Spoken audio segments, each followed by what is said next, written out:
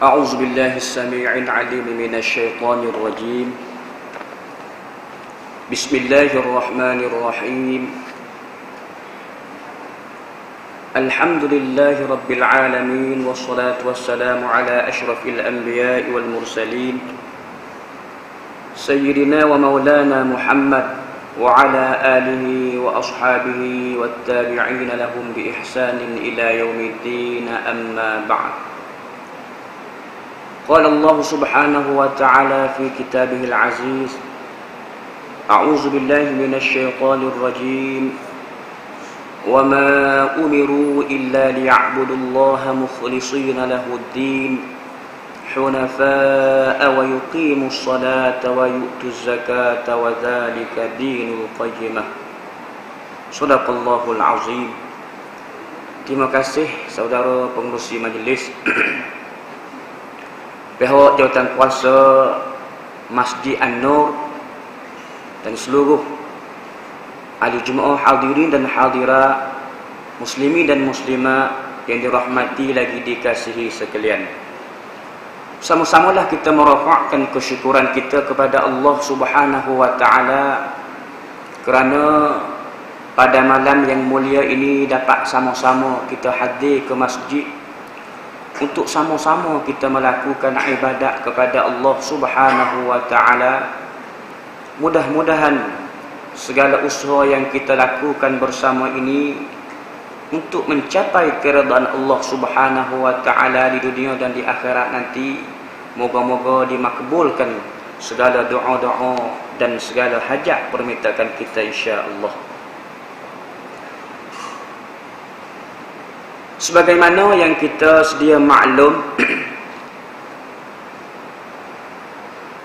amba mengucapkan terima kasihlah kepada pihak pengurusan Masjid An-Nur kerana sudi untuk menjemput amba mari kecek sepatah dua berkenaan peristiwa yang agung yang dikatakan peristiwa Isra' dan Mi'raj, yang kita selalu dengar, yang kita boleh dikatakan tiap-tiap tahun mana-mana masjid, mana-mana surah, hatta pejabat, hatta di media-media elektronik, televisyen, radio dan sebagainya, sebaik saja tibanya bulan Rajab,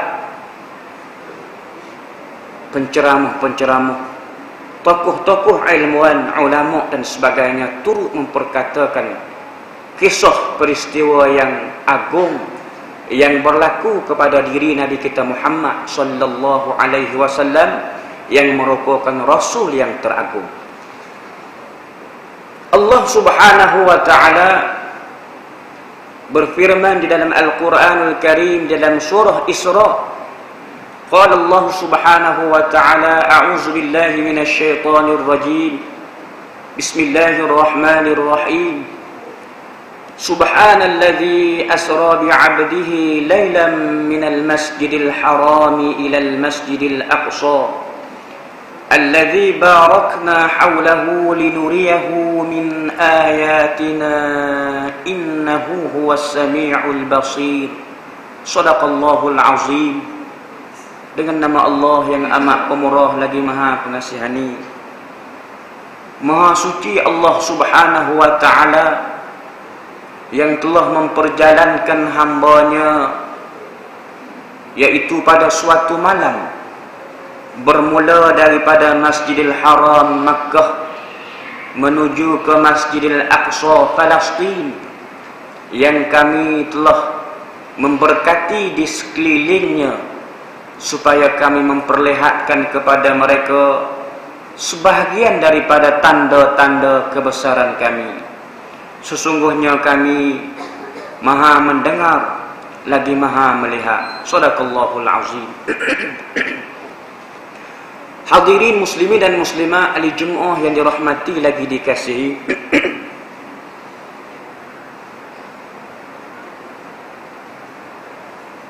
jumhur ulama mengatakan berlakunya peristiwa Isra' dan Mi'raj boleh dikatakan berlakunya di dalam bulan Rajab, walaupun tidak ada sebagai pendapat yang sahih, yang betul-betul sahih mengatakan pada 27 Rejab. Cuma pendapat yang masyhur iaitu berlaku di dalam bulan Rejab.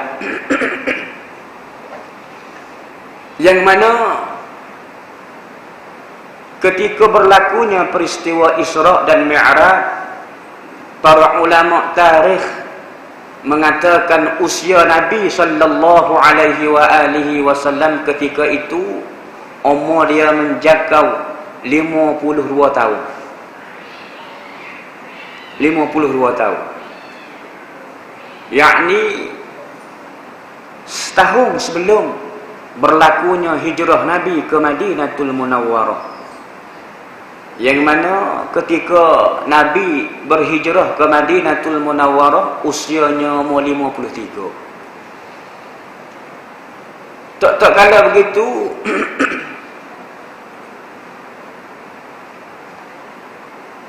ulama bersepakat mengatakan berlakunya peristiwa Isra dan Mi'raj yakni pada waktu malam. Ada yang kata bermula selepas daripada waktu asar. Dia kira masuk malam tu. Kita habis. Lepas asar tu kira malam lah. Hingga tiba kembalinya Nabi ke Masjidil Haram Makkah, yakni sebelum waktu subuh. Itu pendapat yang masyhur. Maka Nabi sallallahu alaihi wasallam juga disebut oleh para ulama berlakunya peristiwa yang agung, yang pelik, yang luar biasa ini, iaitu secara mana? Berlaku secara betul-betul atas diri Nabi sallallahu alaihi wasallam. Tidak kata mimpi-mimpi dak dah. Secara keadaan khabar jaganya Nabi sallallahu alaihi wasallam. Yang mana kalau kita lihat di dalam bulan Rejab ni salah satu daripada bulan-bulan yang diharamkan. Antaranya dia panggil bulan-bulan yang diharamkan berperang, termasuk Zulqa'dah, Zulhijjah dan juga bulan Rejab. Tak dibenarkan yakni berlakunya peperangan kecuali orang kafir menyerang Nabi sallallahu alaihi wasallam. Yang mana bulan Rejab ini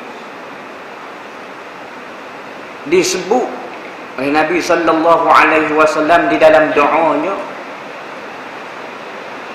yang mana bulan Rejab ini bulan disebut Syahrullah. Kita hari ni masuk satu hari bulan Sya'ban, sambut 1 Sya'ban dah hari ni. Yang mana bulan Rejab telah pun pergi meninggalkan kita. Hari ni kita sambut 1 Sya'ban 1435 Hijriah. Disebut Syahrul Rajab ialah Syahrullah. Manakala Syahrul Sya'ban, bulan Sya'ban, Nabi kata syahri, bulan tu. Wa Ramadan syahrul li ummati. Ketiga-tiga bulan ini memberi paham kepada kita ada kelebihan keistimewaan yang tersendiri di dalam bulan Rejab, iaitu berlakunya peristiwa Isra dan Mi'raj dan sebagainya, beberapa perkara yang lain berlaku juga dalam bulan Rejab. Mulianya bulan Sya'ban, iaitunya pada tanggal 15 hari bulan Sya'ban dikenali dengan Nisfu Sya'ban. Walaupun tidak ada sebagai amalan khusus kita buat pada hari tersebut, namun sayugianya kita melakukan berbagai-bagai amalan-amalan yang ditutup amalan-amalan ibadat soleh pada hari-hari dalam bulan-bulan yang seumpama itu. termasuknya bulan Ramadan yang bakal kita tempuh. Nabi ajar kepada kita, sunat kita berdoa, Allahumma barik lana fima Rajab wa Sya'ban. Mari bulan Rejab tu sunat kita berdoa, Allahumma barik lana fima Rajab wa Sya'ban wa ballighna Ramadan. Kita berdoa dak lagi Allah Taala. Walaupun sunat, namun semolek-moleknya kita berdoa lah, ya Allah, berkatilah kehidupan kami di dalam bulan Rejab lepas dah, dan dalam bulan Sya'ban yang kita mula tepuh pada hari ini, wa ballighna Ramadan, ya Allah, sampaikanlah dan ketemukanlah kami ya Allah dengan bulan Ramadan. Sunat kita berdoa, takut-takut tak ada kita dengan bulan Ramadan. Kita kadang-kadang ni tak tahu tarikh kematian kita ni, kita tak tahu. Dan ke apa hari kita bulan Rejab, so dah kita dan sebulan telah kita lalui. Bulan Sya'ban hari ni berlalu sehari dan habis ke tak tahu. Begitu dengan Ramadan, bulan yang semulia-mulia bulan, dikatakan bulan Ramadan al-Mubarak yang bakal kita tempuh. Berdoalah kepada kita kepada Allah, mudah-mudahan kita ni biar dan diketemukan dengan Ramadan yang ditunggu-tunggu, yang dinanti-nantikan itu.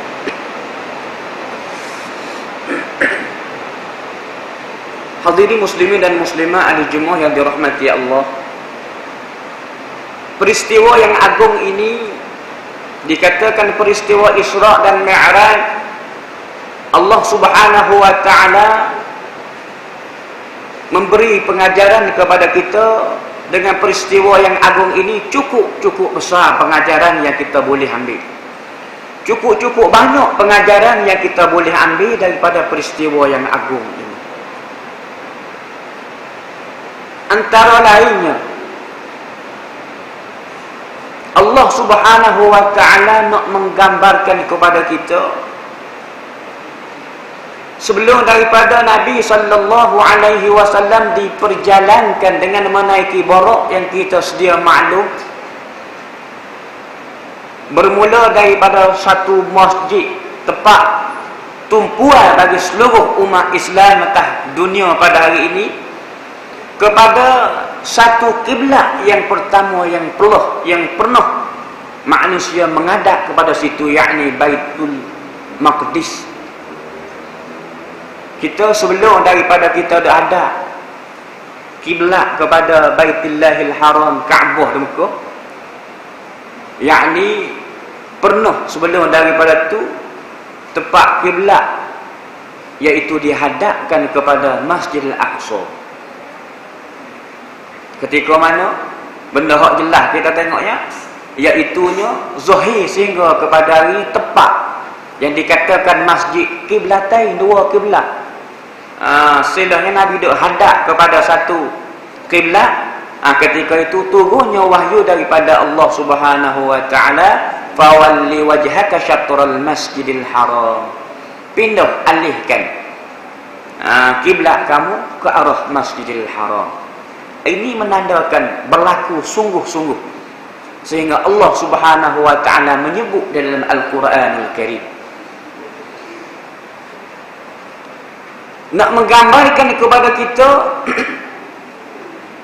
bahawasanya satu proses penyucian jiwa yang berlaku sebelum daripada Nabi kita Muhammad sallallahu alaihi wasallam menaik ke Sidratul Muntaha, dikatakan tempat yang suci, sehingga Nabi sallallahu alaihi wasallam menghadap menemu Allah Subhanahu wa taala dengan cara yang layak bagi dia, yang tidak berkaifiat lah, tidak sebagaimana kita berjumpa dengan sesama kita, sama-sama makhluk. Di situ para ulama bincang secara panjang. Ala kulli halnya Nabi menghadap menemui Allah Subhanahu wa taala dengan cara yang layak, selayak-layaknya. Maha suci Allah Subhanahu wa taala nak menyamai sebagaimana kita makhluk.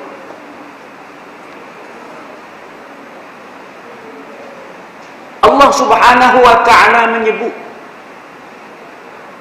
di dalam Al-Quranul Karim perjalanan yang bermula daripada Masjidil Haram Makkah menuju ke Masjidil Aqsa Palestin memberi pengajaran dan pengertian cukup besar kepada kita, dan Allah Subhanahu wa taala mengiktirafkan kemuliaan Masjidil Aqsa yang suci itu, walaupun sekarang ni dimiliki oleh Yahudi laknatullah. Tak boleh nak masuk ke bebas tempat Masjidil Aqsa, walaupun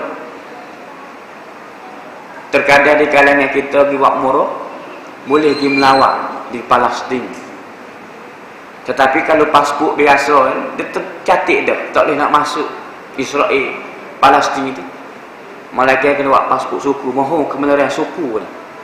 Artinya sekarang ni Masjidil Aqsa berada di bawah penguasa Al-Kafir, bukannya Islam, iaitu Yahudi.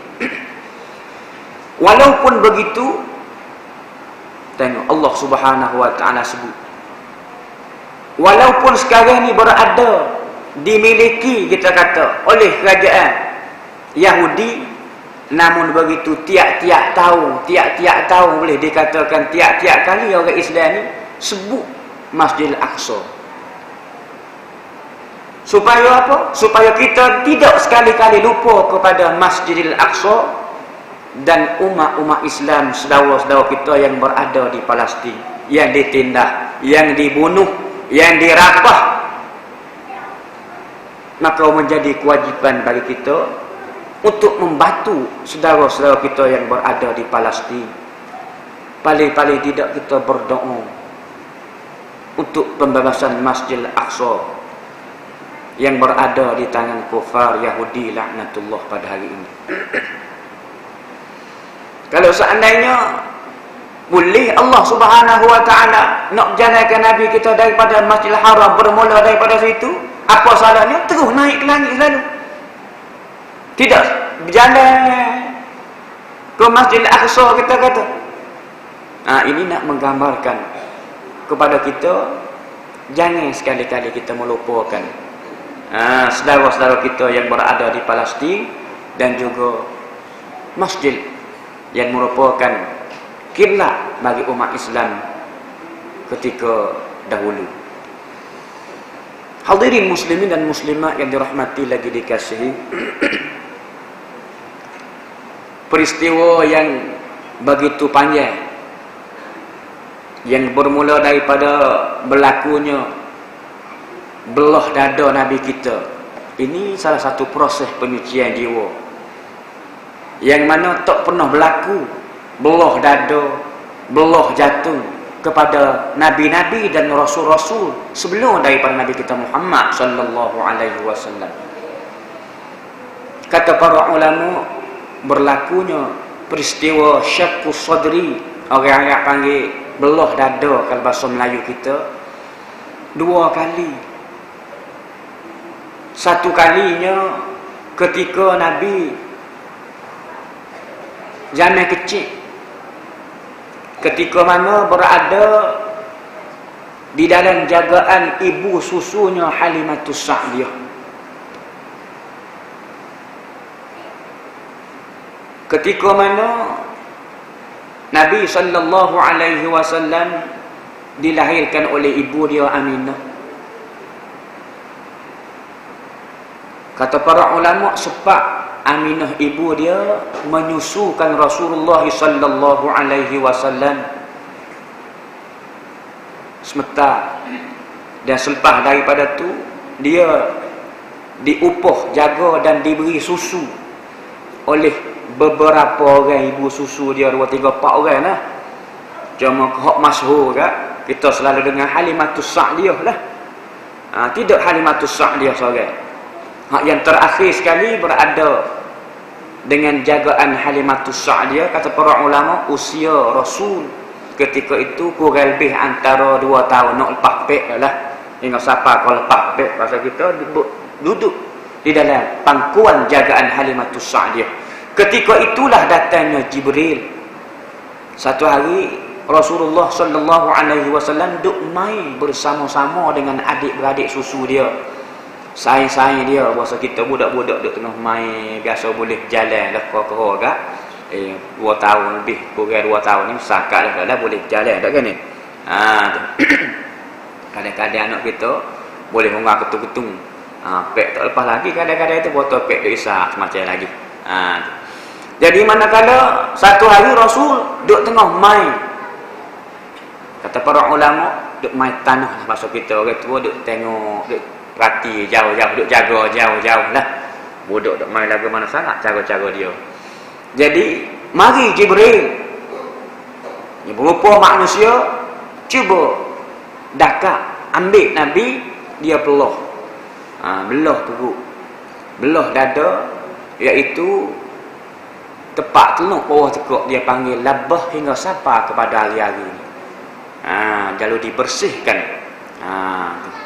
Hazus syayatin disebut darah sekotor hitam, seketul darah yang berwarna hitam yang dikeluarkan daripada jantung Rasulullah dan ditangkuk, dijahit semula. Dan kali kedua ketika mana, iaitu pada malam Isra dan Mi'raj, berlaku kali kedua iaitu di sekitar mana, Hijri Ismail. Hijri Ismail kan kita di Mekah sebelum tepi Kaabah tu, pak nak buat Kaabah tak sudah tu, lebih kurang sekat dada tu, tapi dia tidak takut boleh masuk dalam tu. Tu pakak bergebu-gebu orang duk masuk kat buah seluar remah situ dah. Tempat Hijri Ismail itulah dikatakan oleh para ulama tempat berlakunya belah dada Nabi sallallahu alaihi wasallam kali keduanya pada malam Isra dan Mi'raj. Setelah siap dibersihkan dengan air Zam-Zam antaranya, lalu dijahit dengan tidak ada rasa sakit, pedih dan sebagainya, walaupun ketika itu tidak ada ubat bius, tidak ada peralatan yang canggih sebagaimana doktor pada hari ini nak buat operate, nak belah menggunakan alat-alat yang canggih, ubat bius dan sebagainya yang menyebabkan kita tak khabar apa kalau orang sakit buruk jantung ke, operate lah tak khabar, tidak rasa sakit.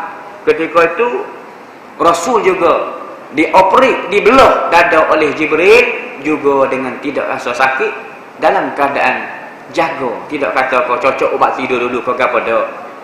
Dalam keadaan khabar dia tengok kelipah. Kemudian ditangkuk, dijahit semula dengan tidak rasa pedih dan sakit, lalu dicap atas belikat Nabi itu dengan khatamun nubuwah. Itu tanda kerasulan yang hakikinya yang terdapat pada diri Rasul sallallahu alaihi wasallam.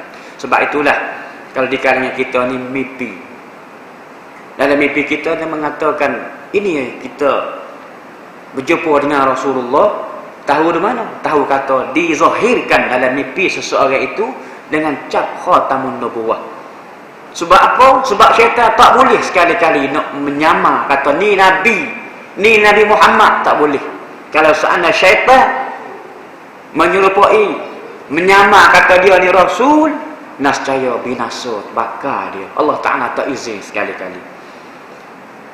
Sebagaimana disebut oleh Nabi sallallahu alaihi wasallam, siapa-siapa yang bermimpi seolah kata berjumpa dengan aku, nascaya dia di kalangan ahli syurga. Boleh sunat kita berdoa, ya Allah, supaya kita mimpi berjumpa dengan Nabi. Kita tak tahu kalau tidur kat mengarut macam-macam, naik langit ketik lah, macam-macam lah, mimpi mengarut batu, mengarut gani, macam-macam lah. Tu mimpi, mimpi biasa. Tapi kalau seandainya kita bermimpi berjumpa dengan Rasul, ini menanda alamat yang baik bagi kita, ada rezeki kita. Mudah-mudahan kita berdoa biar kita ni mimpi dengan mimpi-mimpi yang baik, berjumpa dengan alim ulama ke, berjumpa dengan Rasul dan sebagainya, itu mimpi-mimpi yang baik.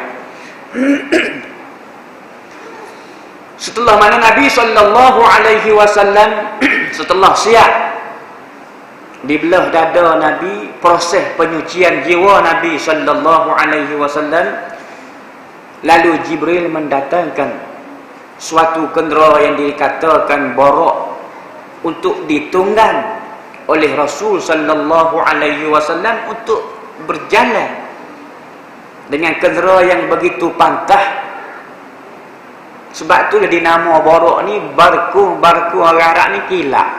Perjalanan binatang, sejenis binatang ni yang didatang khas daripada syurga, kata para ulama, perjalanan cukup pantas seperti kilat. Sebab tu dikatakan borok.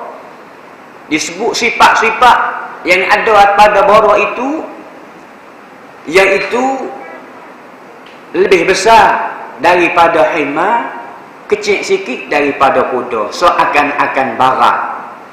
Tu sifat disebutnya. Ada kata setengah warna putih, kata setengah ada warna hijau, bermacam-macam pandangan para ulama. Ala kulli halnya Nabi SAW menunggang borok, lalu ditemani oleh Jibril alaihissalam.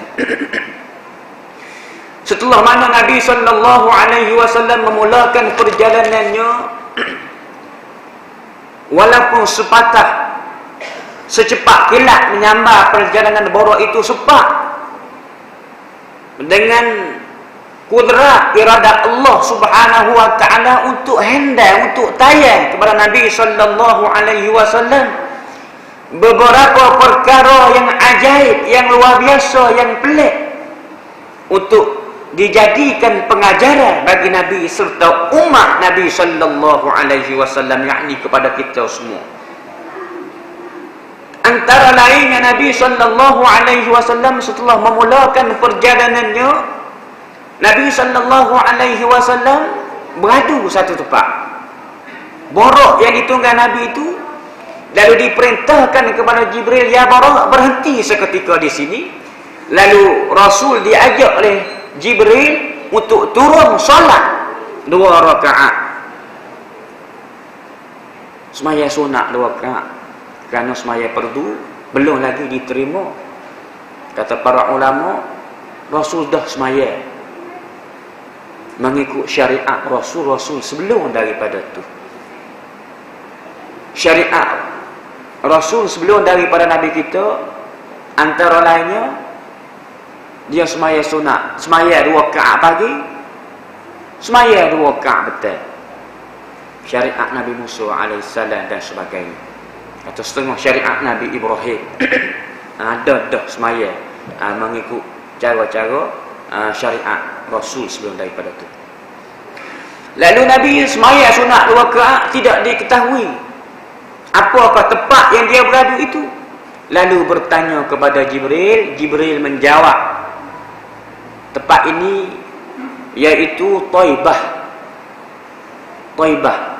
Dan sekarang ini dikenali dengan Madinatul Munawwarah. Kata Jibril, tempat Taibah ni lah Tuhan hamba akan berhijrah, akan berpindah ke sini suatu hari nanti. Setahun selepas berlakunya peristiwa Isra dan Mi'raj, turun wahyu, hijrah ke Madinatul Munawwarah sungguh.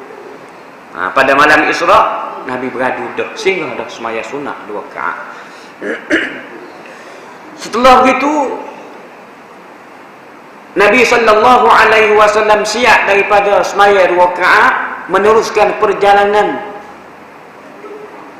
hingga sampai kepada satu tempat. Jibril mengajak Rasul untuk singgah kenderaan borok itu dan semaya sunat 2 rakaat pula, yang dikatakan Madian. Madian ni seketika dulu pernah Nabi Musa alaihi salam bermunajat untuk nak berjumpa dengan Allah Subhanahu wa taala. Nabi Musa ditak. Adapun Nabi kita Muhammad sallallahu alaihi wasallam, dia tidak ditak. Dia dijemput, dipelawa oleh Allah Subhanahu wa taala. Sebab itulah berjaya. Tapi Nabi Musa, Allah Subhanahu wa taala tidak mengizinkan kepada dia lagi untuk melihat Allah Subhanahu wa taala, sebagaimana kisah Nabi Musa disebut dalam Al-Quranul Karim. Antara lainnya Allah Taala kata, lan tarani, hei Musa, tak boleh tengok aku. Nabi Musa ditok berkali-kali untuk nak tengok Tuhan, nak menemui Allah Subhanahu wa taala. Baik, Allah Taala kata, walakin inzur ilal jabali fa in istaqarra makanahu fasawfa tarani. Tak apalah, Allah Ta'ala kata, kalau nak tengok juga musuh, dah aku kata tak boleh, tak bui, nak tengok juga.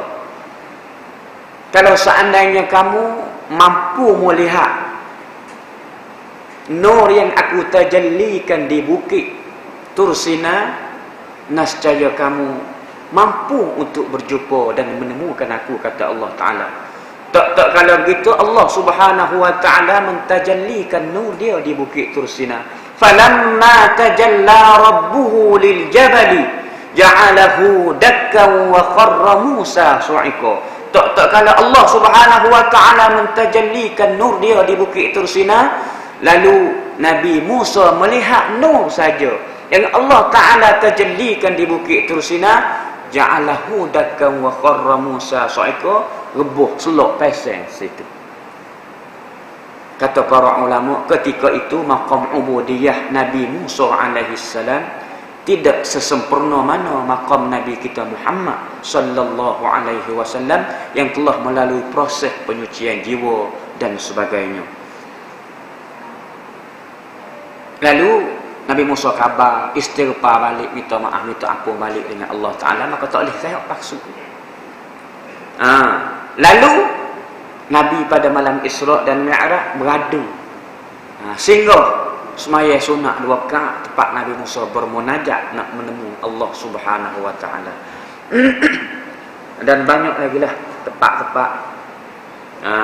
Antara lainnya Nabi sallallahu alaihi wasallam semasa dalam perjalanan, setelah meneruskan kembali perjalanan dia daripada dia beradu semaya itu, semasa dalam perjalanan Allah Subhanahu wa Ta'ala hendak tayar kepada Nabi kita Muhammad sallallahu alaihi wasallam beberapa perkara yang luar biasa, yang ajaib, yang pelik. Sebagai kesimpulannya 2 perkara je. Satunya benda yang baik, dan yang keduanya benda yang buruk. Termasuk syurga juga ditayar, dipertontonkan kepada Nabi kita. Termasuk satu lagi ialah neraka, wal'ayazubillah. Nabi sallallahu alaihi wasallam antara lainnya setelah meneruskan perjalanan itu, Nabi berjumpa dengan perempuan yang tua yang duduk mengeluh, duduk panggil dengan sayu suaranya, ya Muhammad, ya Muhammad, tunggu, tunggu. Lalu Nabi tak paling pun kepada suara yang duduk merayu-rayu itu. Lalu bertanya kepada Jibril, ya Jibril, apakah suara ini? Lalu Jibril menceritakan kepada Nabi kita Muhammad sallallahu alaihi wasallam, itulah dunia, kata dia, yang berupa seorang perempuan dengan pakaiannya yang mempersonakan. Kalau seandainya Tuhan paling nasib baik, Tuhan, hamba tak paling, kata Jibril. Kalau seandainya Rasul berpaling kepada dunia yang terpesona itu, nescaya habis di kalangan umat hamba, umat Tuhan hamba akan rebah dengan dunia. Bila-bila Nabi tak paling pun, banyakkan kita ni banyak yang rebah, banyak yang terpesona dengan dunia, yang boleh melalaikan kita, yang tak ingat kita nak amal ibadat kepada Allah Subhanahu wa Ta'ala. Terkadang hanya mati dengan gitu je. Berapa ramai di kalangan umat manusia yang sama-sama perlu kita mengambil pengajaran dan iktibar daripada peristiwa yang hukum. Antara lain Nabi sallallahu alaihi wasallam meneruskan perjalanannya, dia berjumpa dengan seorang yang karuk api tangan. Karuk ni kalau orang budak-budak tak kenal tak.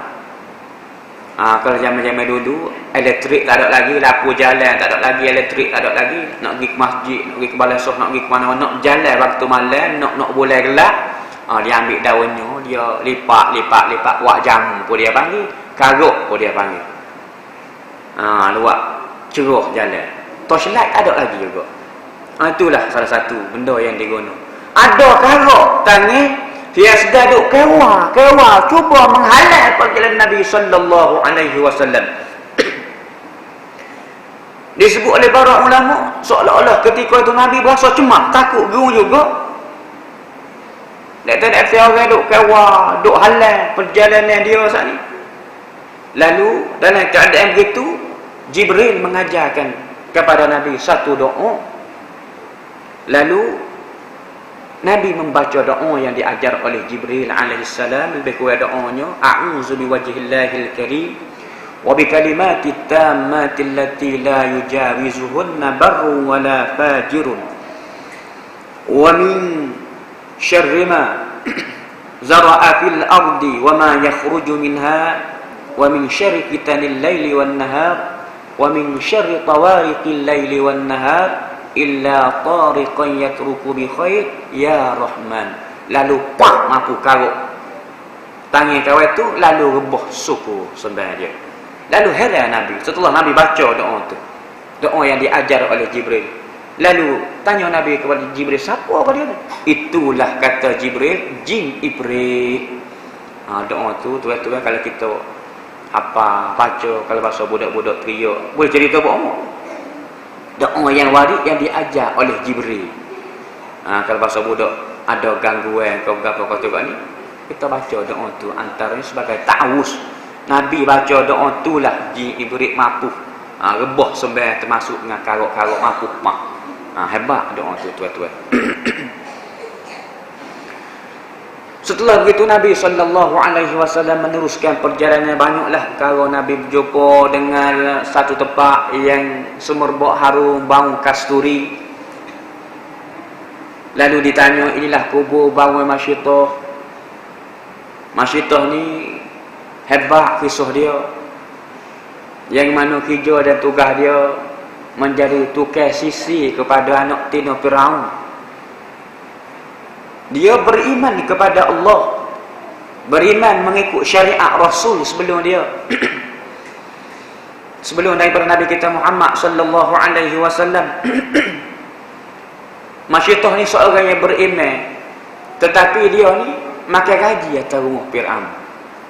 Sebab itulah kita ni makan gaji tak salah. Tapi kalau kita taat kepada tuan kita, tokeh kita, hak tak beriman kepada Allah, salah. Tu. Makan gaji tak apa, tapi benda yang tak baik, benda yang menyalah dengan agama tak wajib dia taat. Sebagaimana Masyitah, dia tidak beriman dengan Firaun. Tak kala satu hari duduk tengah sisir rambut anak tina Firaun, kelucuk sisir tangan bok jatuh. Antara kalam yang diucapnya, Bismillahi ta'isa Fir'aun. Kejut cengih anak tina Fir'aun.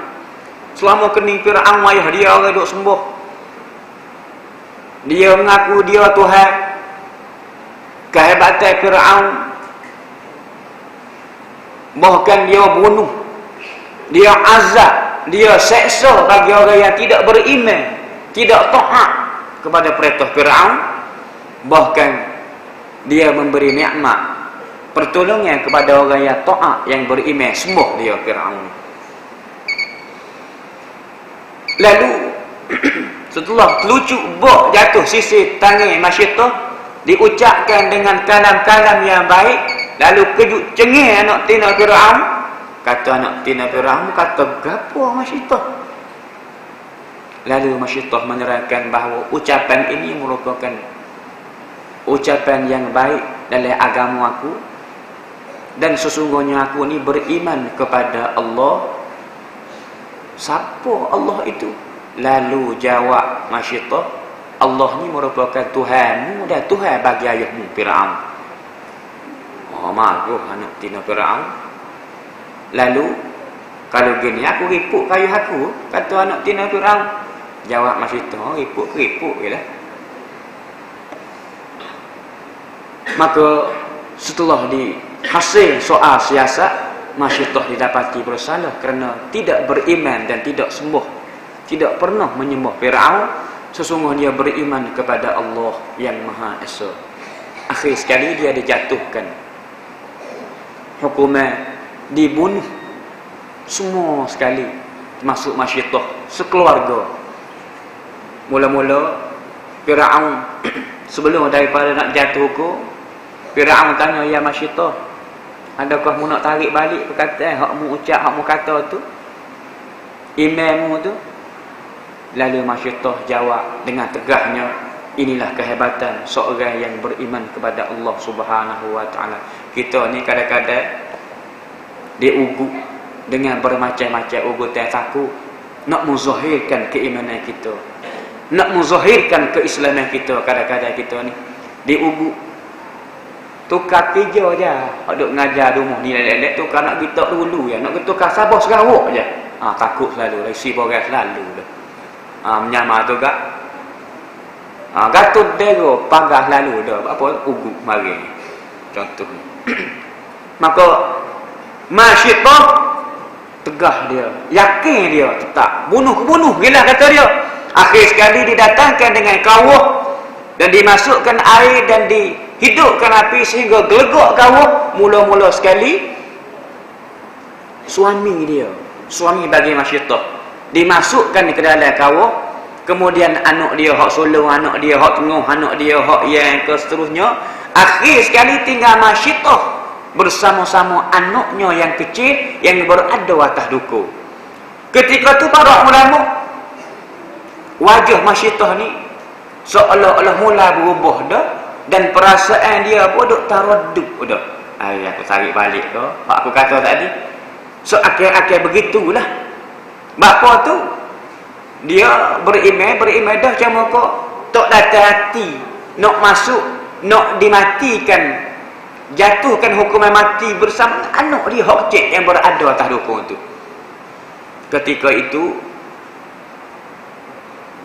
anak dia yang kecil dalam buaya boleh bercakap. Dalam bahasa dia kata lebih kurangnya, sesungguhnya ibu ya ummi, sesungguhnya ibu berada di atas jalan yang sebenar. Teruskan dan tetapkanlah di atas agamamu yang sebenar. Lalu kejut masa itu kerana anak dia datang-datang tiap-tiap hari anak dia duk kuah boleh teriak yang nak makan mi ke apa tu, tak pernah lagi nak berkata-kata. Sebab itulah salah seorang budak, 10 orang budak yang boleh bercakap semasa dalam buaya, anak Masyidah, termasuk Nabi kita Muhammad sallallahu alaihi wasallam, dan juga termasuk Nabi Isa alaihi salam. Nabi Isa alaihi salam dilahirkan oleh ibunya dengan tidak ada bapa, menjadi fitnah besar juga kepada Maryam bin Imran. Maryam binti Imran ni kisah dia panjang jugalah.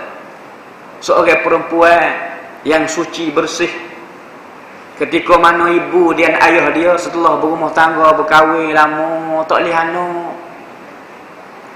Akhir sekali dia bernazar dengan Allah, ya Allah, kalau seandainya aku boleh anak ke, hak ni seorangnya aku nak atas sekolah Arab lah. Kalau bahasa boleh anak ke, aku nak tok pondok atas pondok lah, kalau bahasa kita ke. Imran bin Husain, ayah kepada Maryam, dia bernazar kalau seandainya dia direzekikan boleh anak, dia nak tok satu tempat di masjid untuk berkhidmat di situ. Akhir sekali Allah Subhanahu wa taala memakbulkan doa permintaan dia tu. Tahu-tahu perut besar lekat perut. Orang tino kepada Imran bin Husain, ayah, ibu kepada Maryam. Akhir sekali hingga siapa melahirkan anak, tubik-tubik anak perempuan Maryam itulah. Lalu apabila besar bahasa kita, sebagaimana dia buat, sebagaimana yang dia bernazar ayah kepada Maryam, gitu satu tempat rumah ibadat ataupun di masjid. Kalau bahasa kita learn ketika tu, dia tak ada panggil masjid lagi, dia panggil rumah ibadat tempat dia untuk berkhidmat dengan harapan situ. Hingga siapa kau besar Maryam situ jadi anak dara. Tahu biasanya tempat yang dijaga dengan baik, kata setengah ulama belakang lah antaranya duk jaga Maryam ketika tu. Tak kalau Maryam dilahirkan, ibu dia berdoa, inni samaituha Maryam wa inni u'idzuha bika wa dzurriyyataha minasyaitonir rajim. Allah Taala sebut orang tua Maryam ni berdoa kepada Maryam, ya Allah, supaya dia ni dipelihara oleh syaitan dan jin. Sebab tu Maryam ni bukan kena hasut sehingga dia jadi perut besar. Kita ni kadang-kadang perut besar juga. Masyarakat kita ni ada kadang-kadang anak perempuan hak tahu dia nak jaga tu, tahu-tahu kadang kabar-kabar perut besar. Tu buh benih demo. Tapi Maryam tidak. Tu. Maka setelah tahu kata Maryam ni mengandung, akhir sekali beranak. Beranak melahirkan seorang anak laki-laki, yakni kepada Nabi Isa AS. Beranak di Baitul Lahmi. Fitnah dah perut besar kepada Maryam, duduk dalam keadaan mengandung tu orang pakak buat fitnah ke dia. Hei Maryam, mu selama ni orang kata budak juru, dibesarkan pondok, duk belajar molek data-data, mungkin jahat mana, dia zina dengan siapa. Maryam tidak mampu berkata-kata kecuali dia seorang perempuan yang terpelihara, bukan dia berzina dengan siapa-siapa. Allah Subhanahu wa taala takdirkan diri dia tu mengandung dan beranak kepada Nabi Isa alaihi salam. Akhir sekali tak kala beranak tu dengan ketiadaan bapa, Maryam ambil, terima anak tu dengan seadanya. Tidak sebagaimana kita lah ni, kalau anak tak ada pak beranak teruk selalu, mati dalam parit, teruk masjid, dalam rok, makan bewok dan sebagainya. Tu sikap budaya masyarakat kita. Maka Maryam kepo anak dia, wak pelik kapo dia dalam keadaan betul penuh orang sebut kapo. Pakak marilah Maryam beranak dah, pakak nak tengok anak Maryam lagu mana ni. Ramai-ramai hok pakak pergi tengok orang tu, ramai-ramai tanya, "Hei Maryam, siapa dia pok budak ni? Siapa dia buat ni?" Akhir sekali Maryam ambil tok bok situ, dia tok. Kalau mau nak tahu, mau tanya budak ni, siapa dia? Pok dia. Tak kala begitu, Nabi Musa bercakap. Salah seorang daripada budak boleh bercakap dalam buah. Nabi Musa kata mana?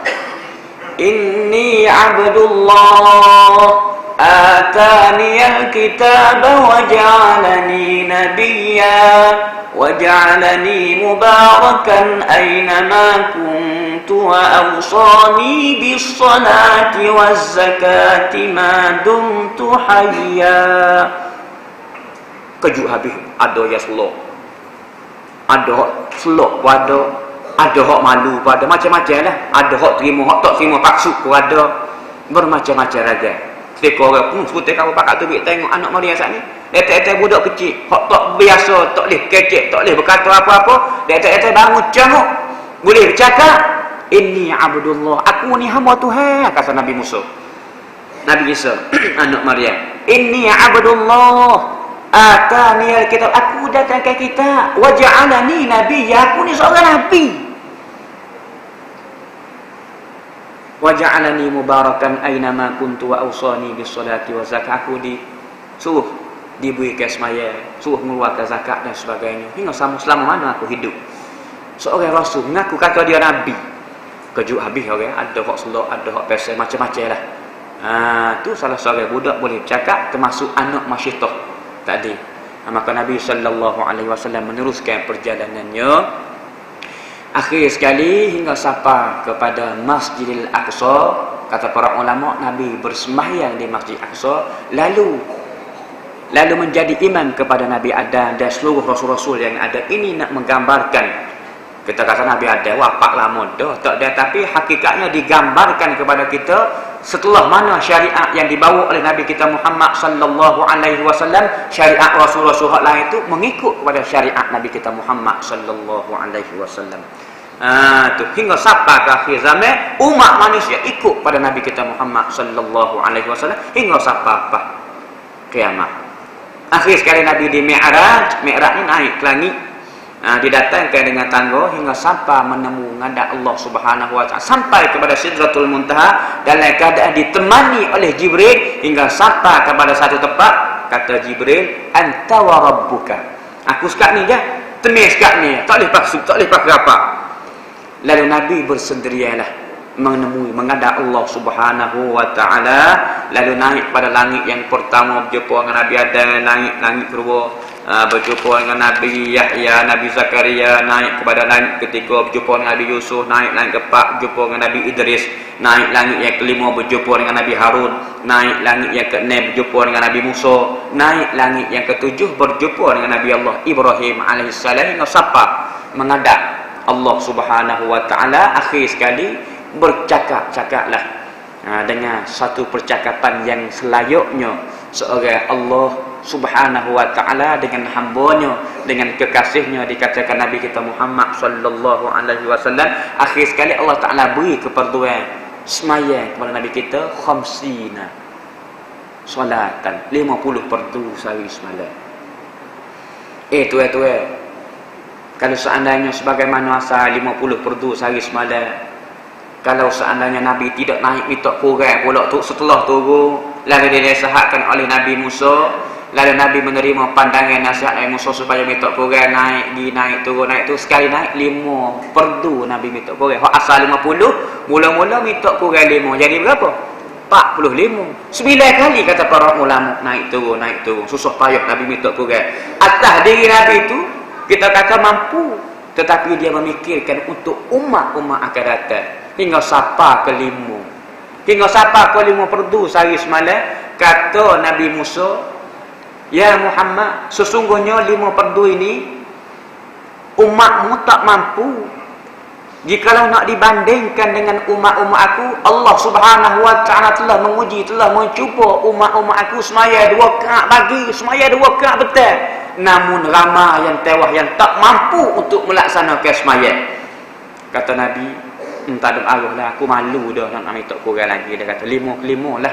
Lalu Nabi kita Muhammad sallallahu alaihi wasallam turun terima 5, walaupun 5 fardu sehari semalam yang kita laksanakan ini ganjarannya menyamai sebagaimana asal, seolah-olah 50 fardu sehari semalam yang kita tunai, yang kita laksanakan. Tuan-tuan yang dirahmati lagi dikasihi, pengajaran yang cukup besar bagi kita. Berimankah kita kepada Allah Subhanahu wa taala? Berimankah kita kepada Rasul dengan apa yang dibawa oleh Nabi kita Muhammad sallallahu alaihi wasallam, dengan kisah peristiwa Isra' Mi'raj yang begitu agung ini? Sebab itulah jumhur para ulama mengatakan wajib kita kena beriman, wajib dan yakin kita dengan peristiwa Isra' dan Mi'raj kok mana pun. Kalau seandainya kita duk taraddud, duk syok aja kata peristiwa ni pelik luar biasa.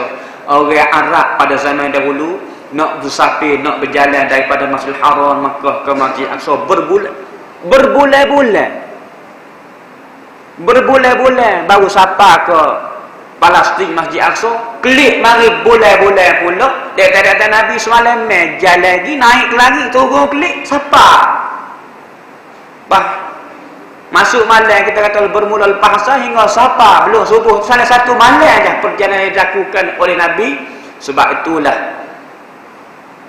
natijah daripada peristiwa Isra' dan Mi'raj ini, Allah Subhanahu wa taala kata, wa ma ja'alna ar-ru'ya allati araynaka illa fitnatan linnas, dan tidaklah kami jadikan apa yang kami pertontonkan kepada Nabi Muhammad itu kecuali fitnah bagi manusia. Sebab peristiwa ini berlaku dengan perkara mencarikan adat, berlaku dengan perkara yang luar biasa secara mukjizat, maka Nabi buat dengan secara singkat masanya, lalu terbahagi kepada 3 golongan. Setelah turun selesai peristiwa, kembalinya Nabi ke Masjidil Haram, terbagi kepada 3 umat manusia. Ada hak yang tolong 100% tak percaya dengan peristiwa Isra' dan Mi'raj. Ada golongan duk atas pagar, duk taraddud, sama banyak nak percaya dengan tak percaya, dan ada golongan yang membenarkan sungguh-sungguh tentang peristiwa yang berlaku kepada Nabi kita Muhammad sallallahu alaihi wasallam. termasuk Abu Jahal dan sekutu-sekutu dia ni. Setelah mana tibanya Nabi lepas subuh keesokan hari, Nabi duk menengung untuk usin nak berayak, nak sapa kepada masyarakat umat manusia yang ada pada ketika tu ni, nak berayak, nak tak saya berayak seolah sama banyak juga. Bapa takut-takut berayak di baki lawak demo ni.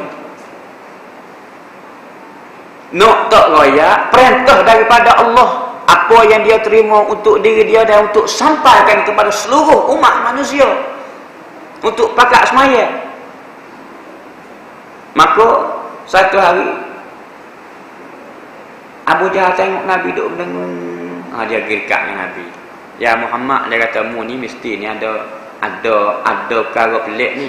Mesti ada satu-satu perkara, ada muga ni masa kita kan. Ada muga ni berlaku atas diri mu nak royak pasal ni.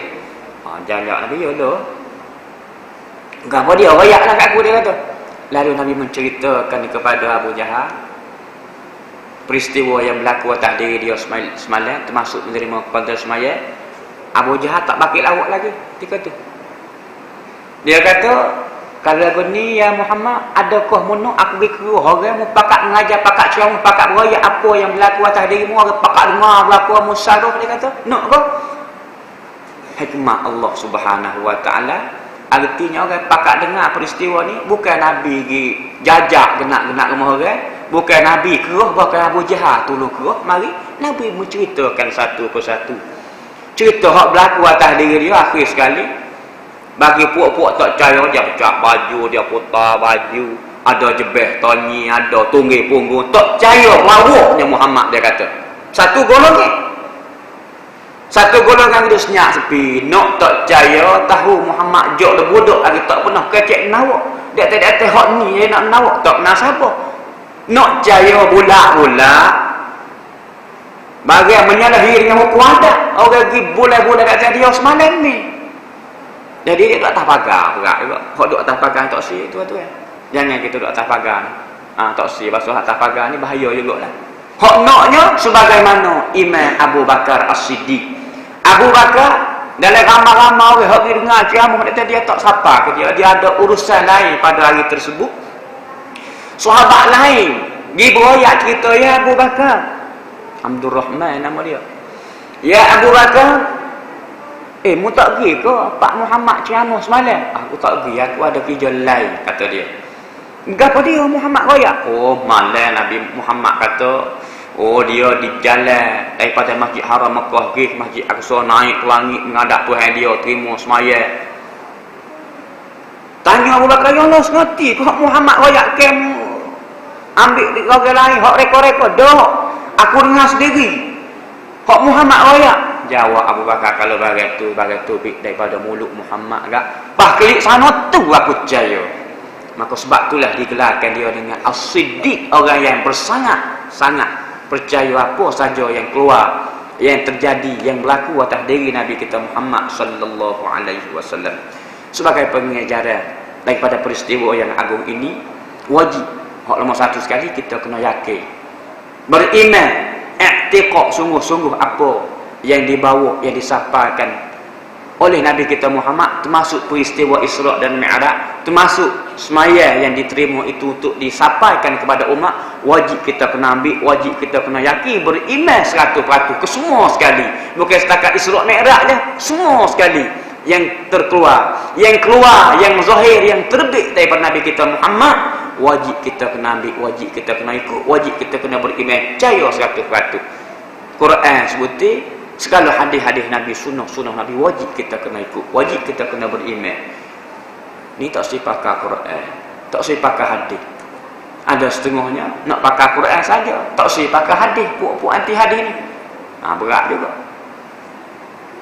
Dua perkara ni tak boleh bercerah tangga. Quran, hadis, serta semua perundangan yang empat. Mana ijmu' ulama, qiyasul ulama, baru sempurna. Pakai Quran saja, tolak hadis, kupu. Ambil hadis, tak terima Quran, kupu. Ini menggambar dan membuktikan kepada kita, selaku umat yang kita mengaku jadi umat Nabi Muhammad sallallahu alaihi wasallam, sama-samalah kita kena meyakinkan tentang peristiwa ni dan apa saja yang dibawa oleh Nabi kita Muhammad sallallahu alaihi wasallam. Wa ma ataakumur rasulu fakhuzuh wa ma nahakum anhu fantahu. Dan banyak lagi lah pengajaran yang kita boleh ambil sempena kita nak masuk Ramadan. Antara lainnya tibanya bulan Rejab menandakan HP tiba kita dengan bulan Ramadan. Setelah masuk pada hari ini, bermula pada hari ini bulan Syaban, 1 Syaban, lebih hampir lagi kita dengan bulan Ramadan, nak masuk dengan bulan Ramadan yang kita nak tumpu untuk buat amal ibadat dan ganjaran lebih cukup banyak berganda-ganda dalam bulan Ramadan nanti. Maka bermula sekali lagi perlu kita membuat penyucian jiwa kita, istighfarnya, baca Qurannya, sembahyang sunat taubatnya dan sebagainya untuk membersih jiwa kita ni. Tak kala kita buat persiapan nak masuk bulan yang sungguh mulia, kita buat persiapan tak kala kita nak menghadap Allah Subhanahu wa taala. Kita nak masuk lebih kubur tuan-tuan, kita nak menghadap Allah Subhanahu wa taala, bermula sekarang lagi kita buat proses penyucian jiwa yang mesti kita lakukan bersama. Mudah-mudahan tak kala kita menghadap Allah Subhanahu wa taala dalam keadaan hati yang sejahtera. Yauma la yanfa'u malun wala banun illa man atallaha biqalbin salim. Pada hari yang dinyatakan oleh Allah Subhanahu wa taala, hari yang tidak ada erti, tidak ada guna harta benda dan juga anak pinak, melainkan mereka yang datang menemui Allah Subhanahu wa taala dalam keadaan hati yang sejahtera, hati yang sempurna, yang suci, bersih. Kerana Nabi dia dibelah dada oleh Jibril. Kita jangan nak belah, nak cuci retak apa ni, kita nak mati. Kita nak masuk Ramadan, tapi penyucian itu kita bersihkan dengan amalan-amalan yang wajib, amalan-amalan sunat, dengan doa-doa, dengan istighfar sebagaimana diajar oleh Nabi sallallahu alaihi wasallam. Mudah-mudahan hati kita sentiasa menjadi bersih, sentiasa suci. Tak kala kita nak menghadap menemui Allah Subhanahu wa taala Rabbul Jalil. Itulah sikit sebanyak yang nama mampu perkatakan pada malam ini tentang peristiwa sejarah Isra dan Mi'raj Nabi sallallahu alaihi wasallam. Apa yang baik itu datangnya daripada Allah, dan apa yang kurang yang lemah itu merupakan kelemahan dari hamba. Hamba minta maaf kalau seandainya ada terkasar bahasa, salah sebut benda-benda yang tak sepatutnya. Aqulu qawli hadza wa astaghfirullahal azim li wa lakum wallahu a'lam bis-shawab wa ilaihil marji' wal ma'ab. Bismillahirrahmanirrahim. Alhamdulillahirabbil alamin. Wassalatu wassalamu ala rasulil amin wa ala alihi wa sahbihi ajma'in. Allahumma ij'al jam'ana hadza jam'an marhuma wa tafarruqana min ba'dihi tafarruqan ma'suma. Allahumma arinal haqqa haqqan warzuqna ittiba'ah wa arinal batila batilan warzuqna ijtinabah. Sallallahu ala Muhammad wa ala alihi wa sahbihi ajma'in. Walhamdulillahi rabbil alamin.